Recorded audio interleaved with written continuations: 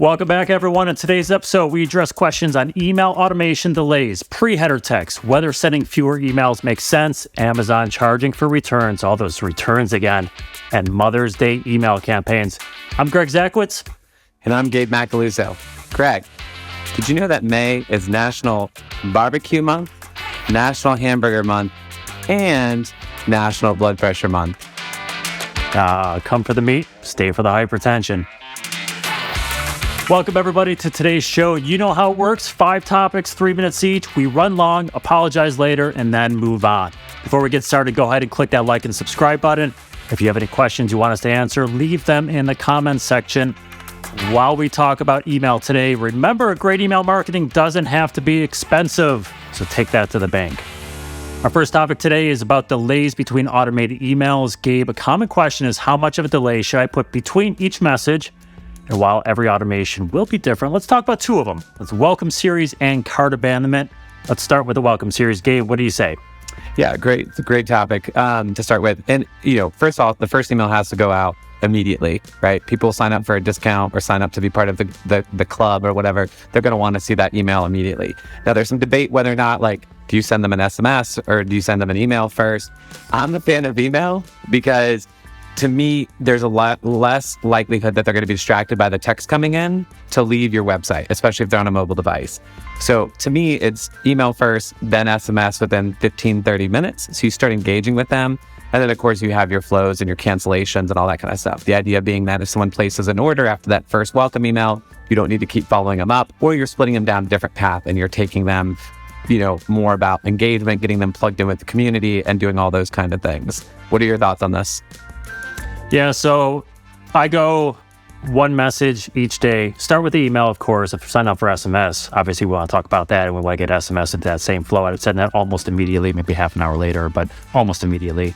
I would just do welcome series. Say you have 3 messages, 1 message each day, right? Get them while they're hot. So if they're there, they're signing up, they want to buy, presumably, if you give them incentive. So message 1 the first day, message 2 the second day, message 3 the third day, and get them in, get them out. And to your point, yes, if they purchase, job, mission accomplished. That's what we want to do, get them out of there. But the SMS can be used. And then if you send 3 emails, say that's your welcome series, you can send a message the following day. That could be your SMS reminder to come back, use that purchase, or use that incentive to make the purchase and give them a little sense of urgency there. Just tell them it's going to expire even if it doesn't. So 1 message every day, get them in while they're hot. Now, here's a little bit of nuance to this. And I think this is something that people miss out on, is as those people are going through that welcome flow, suppress them from your normal campaign sends. They're going to be super interested in the brand. But my take on it is, if I'm trying to onboard somebody to convert that first purchase, I want them to focus on that welcome series. And if I'm giving a 15% off discount for signing up, I don't need to bombard them with my promotion email that week and say, hey, here's 30% off. Because then it just gets messy and gets confusing and where you're at. I think it's also important to understand too, suppressing those recent purchasers, especially going through that welcome series, the idea being, hey, I sign up for your website, I get 15% off, I feel great about it, it's this new brand, I'm going to advocate, I'm going to tell my friends about it, and then the day after I purchase, I get a 30% discount. I now feel annoyed. And now I'm contacting your customer support going, hey, I just made this purchase, I should have gotten 30% off, I only got 15% off, what can I do? So there's a whole bunch of little nuances there. Obviously, that's next level strategy, but things we should be mindful of. All right, we're blowing through the 3 minutes because we have 10 seconds to go. We haven't even talked about cart abandonment, but I'm going to stay on this. So we're going to save cart abandonment for a different episode, or we'll do something with it later. So here's the deal, and the bell's going to ring here in just a second. That's okay. Hey, Gabe, you talk about that. I agree with you 100%. Suppress the subscribers in the welcome series from promotional messages. What if they sign up during Q4, Black Friday week before too, so that holiday shopping period? Would you suppress them from your biggest sales of the year because they're in the welcome series? So I would probably adjust my welcome series at that point to be like, hey, we're going to send you 1 message. Welcome to the family you're in. Be on the lookout for all your crazy promotions coming. And then you can obviously keep those contacts, kind of tag them, keep them separate as a segment. And then once the new year comes, then you can start doing the whole new year, new you. Hey, you got to miss out on some of the stuff. Don't forget, here's the opportunities. You can connect with us on social, sign up for our loyalty program, sign up for our rewards program. If you're getting into membership programs, that could be another thing. That's then where you kind of suppress those contacts from your normal onboarding flow and get them into the normal promotions. Yeah, so we're going to have to do Black Friday episodes of these shows as well. So the one thing you could do there, 100% agree with you. I would send them the promotional messages, probably cut that welcome series down to one message for Black Friday during the holiday shopping period. If the one thing you don't want to do is offer them 15% off for signing up for your email, and then all your sales are 30, 40, 50% off, because what's the purpose of getting that 15% off? So you may want to customize that welcome incentive during that period to something where you know is going to protect margins but still be good. And maybe you just skip off the advertisement of how much you're going to give them, 15% off for signing up. Maybe get a gift or a discount for signing up there, and then you can change that throughout the season to kind of match what you're doing as well. So Hector's going to kill us, man. We're like 2 minutes over time on this thing already. So we're going to save the shopping cart abandonment delay question for a different episode, so be sure to tune back. But let's move on. Okay. Greg, let's talk a little bit about pre-header text. What's the deal with it? Why is it important? How long should it be? And what can you offer in terms of general advice around using it? Yeah, so pre-header, for those that don't know, preview text, a lot of people, it's synonymous. People tell you it's different. It's pretty much the same thing in my eyes here. So this is that little line of text or the first line of code that's in the email that when you look in your inbox, mobile or laptop, I keep saying desktop because no one's on a desktop anymore, right? We should just be calling it a laptop. So that's that preview, that's that text that comes after the subject line. So what I would say is best practices, don't repeat the subject line, right? You want to complement the subject line there. So that gives you a little bit of flexibility, especially we talked in a previous episode about how long your subject line should be. And it's shorter because of mobile devices, but you have that preview text there. So, support the subject line, make it an extension up there. People are going to see it. There's other things you can do like using colors in there, using emojis to bring color, either subject line, preview text. But again, we're building off those things. And then, character count, play around with it, test it on your phone. Probably 80 characters will probably get you pretty good for both mobile and desktop. But you can go hog wild with those things. I mean, I see them where they're just emojis straight across, especially during the holiday season. But I'm going to save some advices. I don't want to run through everything for you. I'm going to save some for you to talk about here, Gabe. But, it gives you room to play around with your subject lines a bit more. So if you have a 40% off sale, you don't want to mention 40% off because you have it up that you have to think it's more captivating, but you still want to promote it. Well, that's where the preview text comes in, right? We can put the 40% or something like that in that. We know they're going to see both of them, but it just allows you to build off each other. So I'm going to kick it back to you. I'll let you fill in some gaps, and hopefully you'll say something that gets me all stirred up and we can debate. Yeah, of course. No pressure. No pressure. No worries. So to me, I love the idea of emojis, and my favorite is always when an emoji blog comes out, or some influencers emojis help subject lines improve open rate, and then you see the brands that just add 1,000 random emojis because that's what the blog said to do with no rhyme or reason. So sometimes that's fun. To me, I like using pre-header text as a sort of call to action, we'll call it. The idea being and of course, I'm a huge fan of brand voice and creating experience. So, if you're the kind of brand that can do the classic dad jokes, we love dad jokes on this podcast, but the idea of being here's the subject line, which is the dad joke, and then the pre-header text is not the answer, but it's, hey, open to find out what happened, right? Kind of situation, or open to find out your discount, or hey, this is subject lines hey, this is the craziest big sale of the season. Make sure you open and read to find out what it is. So it's kind of that little bit of a teaser to increase engagement with that email. And I think that's where people kind of overlook the preview or the pre-header text a little bit. And it kind of gets a bad rap, and it's there and it's usable, and we should make more of an effort to pay attention to it. So 2 things here, and the bell's going to ring on us here in just a second. So one quick question for you, but if you use a shorter preview text, right? We see if you look at your, go at your laptop, open up Gmail, whatever you're using. Maybe you're using AOL, who knows? If you're watching this, probably not, but you never know. Yeah. So look at everyone's preview text or pre-header text is very long, right? So the one thing that stands out to me is sometimes if you have shorter pre-header text, it actually stands out because you've got that white gap there and your eyes go to it. A real quick question, 10 seconds or less. What catches your eye personally, Gabe, when you see preview text? What's the one thing that kind of hits you? Yeah, so I think probably the easiest strategy is to do a little ellipses, ... because people want to know it's a mystery. what's after the ... right? So, people use that in text. They see the little 3 dots showing up like, oh, there's more coming. What are people saying? I mean, there's nothing worse than engaging with, a friend or a spouse or a partner in like a really serious conversation. And you see the 3 dots and you're like, oh, what are they going to say? And then the 3 dots disappear and you wait and you wait and you're like, where did they go? So funny story. We are killing time. This is the worst podcast ever because we are killing time today, right? We are getting yelled at so much. So when Google was starting, they did this, they had a computer room full of people to test out Google, and people went in there and everyone's just sitting around and they're looking at it and no one's doing anything.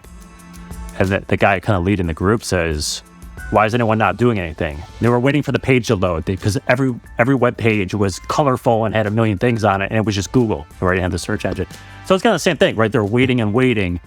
Everyone's inundated with stuff. Sometimes simplicity wins here. So, okay, I'm moving on because we're getting killed. And Gabe, this is actually a follow-up question to one of the ones we talked about on one of our previous episodes. So it came in like this. Why should I send fewer emails if I need to make more money? So this goes to the list size thing. Should we clean lists out? Send fewer emails to not engaged people where bosses want to have a specific number on list growth. So why should I send fewer emails if I need to make more money? My boss won't go for it. What does that have to do with anything with inbox placement? Gabe, want to grab your ruler and set this boss fool straight? That's a terrible dad joke, but I love it. That's fine. We'll go with it. That's what we do here. So I have so many thoughts being inundated into my brain right now that I'm going to try to get them out in a orderly manner so that we can easily understand this. All right, so here we go. So number one, especially now it's already like May, right? We'll say first half of the year. Like we should already be thinking about the holiday season, which I know it's crazy to think about, but we're going to be proactive, which is rare in this world of instant gratification. So we're going to be proactive, and I'm going to take a hot take and say, hey, don't worry about reactivation campaigns right now. Don't get anybody off your list because 6 months is not that long from now. And the idea being here is let's break these campaigns into different audiences as you go through the month. So big sale of the month, new product release, send to everybody. And then as you have like more engaged content, maybe you're doing like a founder's favorite or you're doing a content piece, that's where you segment down to these more engaged users. And what that's going to do is for your inboxes, the inboxes are going to see like, okay, they're not sending to everybody all the time. They're being strategic about who they're sending to. And they see these spikes in engagement, right? And of course, with the dynamic segmentation, as people engage with your messages, they're going to move in and out of these segments. And that's going to set you up for success. And it's also going to provide different opportunities for your contacts to engage with your content. I worked with the director of deliverability for a long time. And he used to always kind of have this concept of like, how many times would it be appropriate for me as an individual to contact you with no response before it's like, next level stalker-ish, right? And you have to have this concept of like, if you got an email 30 times from me and you never replied, like what would happen if I sent you a 31st one or a 32nd one? Like, are the chances are that at that point you might actually reply? Like, no, like at that point it's like, okay, like mess it up. But if I send you every email for a month and then all of a sudden you get an email from me once a week, you might be like, hey, that's enough of a pattern interrupt. Let me engage with this brand. And then I move back into that segment and I start getting the emails regularly. But there's enough of that engagement spike that those ISPs are going to be like, okay, these people know what they're doing. That's going to improve your open rates. And the beauty of this is because you're not sunsetting your contacts, you're keeping your whole audience. You can go, hey, look, we did this founder's favorite boss, which is you, right? These are the products that you love. And it made us 2x the amount of revenue when we did our big product sale to our entire audience. Like, that's a win-win, because not only did you get to promote your boss and what they love, and like, you must pick good products, but now you're also proving, hey, we can do more with less. And I think that's exactly what you want to do to prove your boss wrong. Exactly. And I think proving your boss wrong is always awesome, as long as you do it in a nice way, right? Yeah. So give them a little wink with it. So I would say targeted equals relevant equals money. So that's answer 1. 2, the one thing we didn't talk about, I've got 5 seconds here, is automation, right? If you have a robust automation strategy, those messages will supplement your batch and blast. You make more money on automation, less need to send to unengaged people here. You already mentioned it with deliverability. Shout out, Chris. I know you're talking about there. I should probably catch up with that guy at some point. But low engagement, it's one of the signals ESPs use for bulk foldering or junk mail placement. It's not the only one, but it's one of them, right? So the more you send to it, your point, 32nd, 34th, 35th message, how many is too many? So plus you're spending. We talked about this last time. You're spending to pay those contacts as well. So hopefully take the strategies that, anyone listening, take the strategies that you mentioned there, Gabe, and that's how we're going to move on from it. So, okay, we're over time again. You're sensing a pattern here, so let's get on to the next one. We didn't get into any of the other stuff that we could have talked about in that scenario, but we'll leave that for another episode. Good news is we've got plenty of content, so maybe we definitely have to get a cake at some point for what, like episode 25? Is that when we get a cake? I don't know. Episode 7. That's our cake. Right. All right, so keep watching. All right, Greg, let's move on to our industry topic, which is coincidentally related to something we spoke of just a couple weeks ago, returns. Amazon has started charging, albeit $1 for some returns made to the UPS store. If a free option like Amazon Fresh, Whole Foods, or Kohl's location is within the same or close distance to the delivery address. So Greg, since Amazon set this benchmark for so many things, will online stores follow suit? Yeah, I think it opens a door for them, and some are already they're waiting for that door to get cracked open. So, $1, does it seem like a lot? No, for an Amazon person, maybe because you're used to not paying for it, right? We've seen, you talked about last time, they got the flags up top for a lot of products now for highly return. I made a return this week after that news broke. Luckily for me, my Whole Foods is not far down the road, but my UPS store is even closer. So I was waiting to see how they would calculate that. I dropped that puppy off for free. It was nice. I think it opens the door though. And I think $1 is tough for other competitors to kind of duplicate, be like, hey, we're going to charge $1. So to replicate exactly what Amazon's doing, I think it's more difficult. But I think it opens the door a lot for them to at least play around with it. What is that threshold? Is it $2 restocking fee, a flat $3 restocking fee? What's the point where consumers are not going to want it? But the seal's been broken. Is how I put about it, or how I would put it. I cannot talk today, which I think I say every episode, which is awesome.